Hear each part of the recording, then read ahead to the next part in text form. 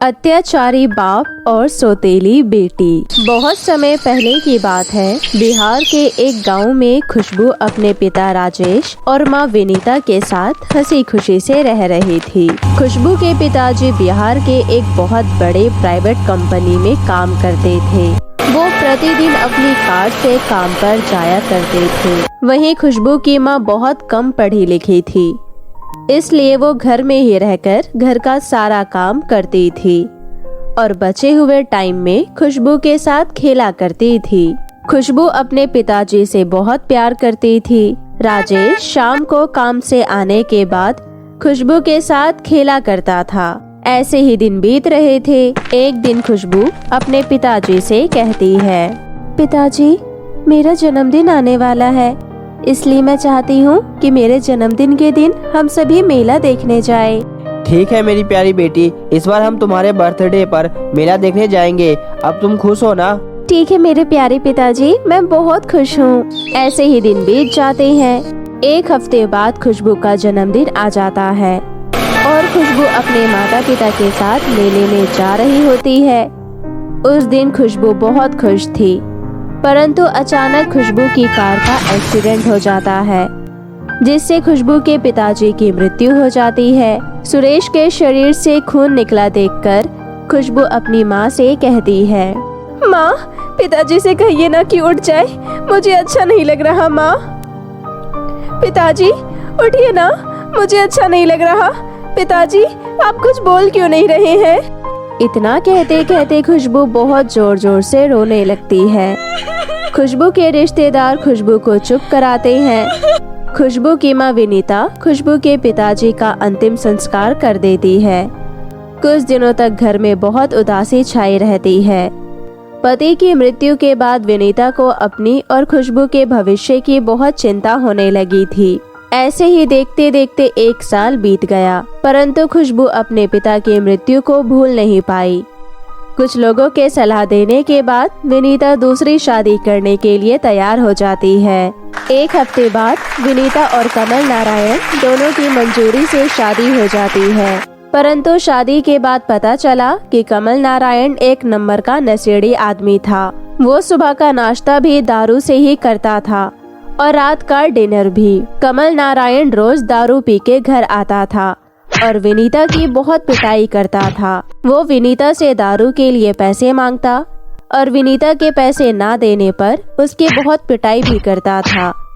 इन सब से तंग आकर विनीता ने खुदकुशी कर ली।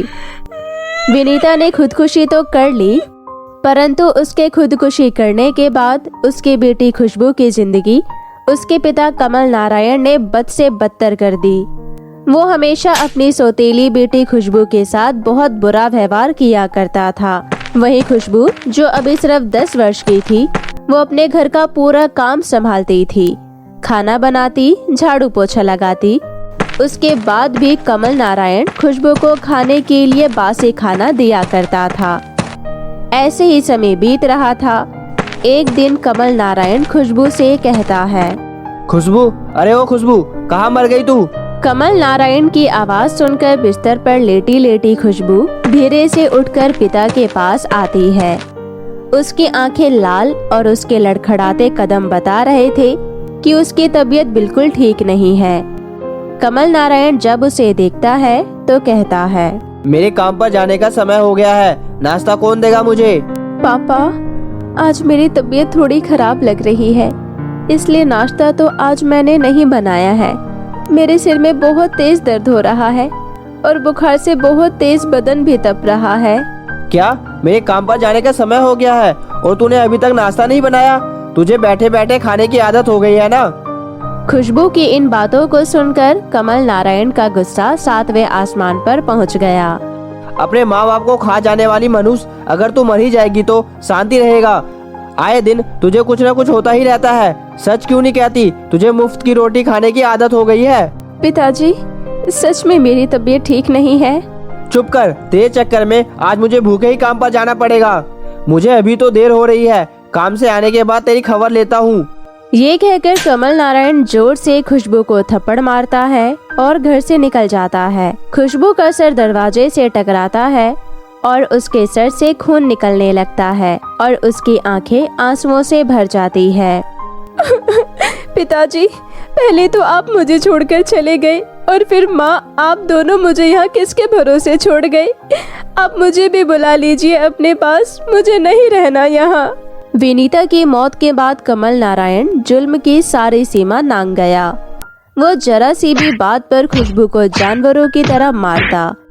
एक बार तो उसने खुशबू के ऊपर खोलता हुआ गर्म पानी इसलिए डाल दिया क्योंकि खुशबू ने सब्जी में जरा सा नमक ज्यादा डाल दिया था। बेचारी का मुंह जल गया। आह, आह, पिताजी, बहुत जलन हो रही है पिताजी। लेकिन कमल नारायण के दिल में जरा सा भी दर्द नहीं उठा और वो अपने कमरे में जाकर सो गया। कमल नारायण सोते हुए देखता है कि एक आदमी लोहे की जंजीरों से बंधा हुआ है। कुछ आदमी उसे बहुत मार रहे हैं और वो जोर जोर से चिल्ला रहा है, मुझे मत मारो, मुझे मत मारो, बचाओ। कुछ दूर जाने के बाद कमल नारायण ने देखा कि बर्फ की सिल्ली पर एक आदमी को लेटाया हुआ है और वो थर थर कांप रहा है। मुझे बहुत ठंड लग रही है, बचाओ मुझे। थोड़ा और आगे जाकर कमल नारायण ने देखा कुछ लोगों ने एक आदमी को बांध रखा है और उसे करंट लगा रहे हैं और वो आदमी चिल्ला रहा है, नहीं नहीं, मुझे करंट मत लगाओ, मत लगाओ मुझे करंट। सारा दृश्य देखकर कमल नारायण भयभीत हो गया और आगे बढ़ता जाता है। आगे वो देखता है कि एक चूल्हे पर कढ़ाई चढ़ी हुई है और कुछ लोग कढ़ाई के पास खड़े हैं। उन्हें देखकर कमल नारायण सोचता है, दिन में पहली बार कोई ढंग की जगह दिखाई दी है। लगता है यहाँ पर कोई खाने पीने की तैयारी हो रही है। उसके पास खड़े लोग हंसने लगते हैं। अरे भैया, क्या बनाने की तैयारी चल रही है? जल्दी बनाओ, मुझे जोरों से भूख लगी है।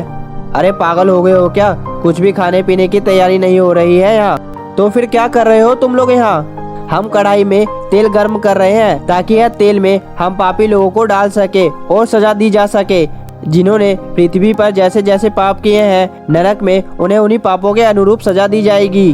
उस आदमी के मुंह से नरक शब्द सुनकर कमल नारायण चौंक गया और डरते हुए बोला, क्या क्या कहा आपने? यह नरक है? लेकिन यह तो लोग मरने के बाद आते हैं ना। हाँ भाई, तुम कौन सा जीवित हो? उस आदमी की बात सुनकर कमल नारायण थर थर कांपने लगा। क्या कहा? मैं मर गया हूँ? हाँ, तुम मर गए हो और धरती पे किए गए तुम्हारे पापों के कारण तुम्हें नरक मिला है और यही मिलेगा अब तुम्हें सजा। सजा? कौन सी सजा? तुम बिल्कुल सही जगह खड़े हो। यह तेल धीरे धीरे तुम्हारे शरीर पर गिराया जाएगा ताकि तुम्हें एहसास हो कि तुमने कितने बुरे काम किए हैं धरती पर।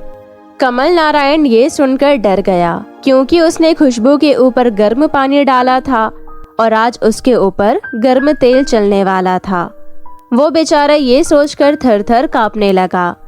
तभी कढ़ाई के पास खड़े एक आदमी ने तेल उठाकर कमल नारायण के ऊपर डाल दिया।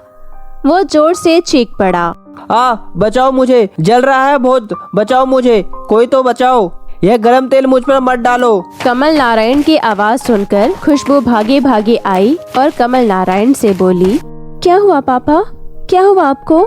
कमल नारायण अपनी आंखें खोलकर देखता है कि वो तो बिस्तर पर लेटा हुआ है और बिल्कुल सही सलामत है। उस सपने ने कमल नारायण को सोचने पर मजबूर कर दिया। उसने अपने पास डरी हुई खुशबू को बुलाया और उसके आगे हाथ जोड़ लिए और कहने लगा, इसका मतलब वह सब जो मैंने देखा सब एक सपना था। मुझे माफ कर दो मेरी बेटी, मुझे माफ कर दो।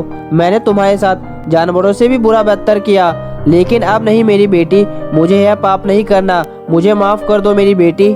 खुशबू अपने पिताजी को माफ कर देती है और उस दिन के बाद वो दोनों हंसी खुशी से रहने लगते हैं। तो मेरे प्यारे दोस्तों, कैसी लगी आपको मेरी ये कहानी? मुझे कमेंट करके ज़रूर बताएं और इसे अपने दोस्तों के साथ भी शेयर करें। और हाँ दोस्तों, अगर आपने अब तक मेरे चैनल को सब्सक्राइब नहीं किया है तो प्लीज़ जल्दी से नीचे लाल बटन दबाकर अभी कर लें। तो मिलती हूँ आपसे फिर किसी नई कहानी के साथ। तब तक के लिए आप अपना ध्यान रखें। बाय बाय दोस्तों।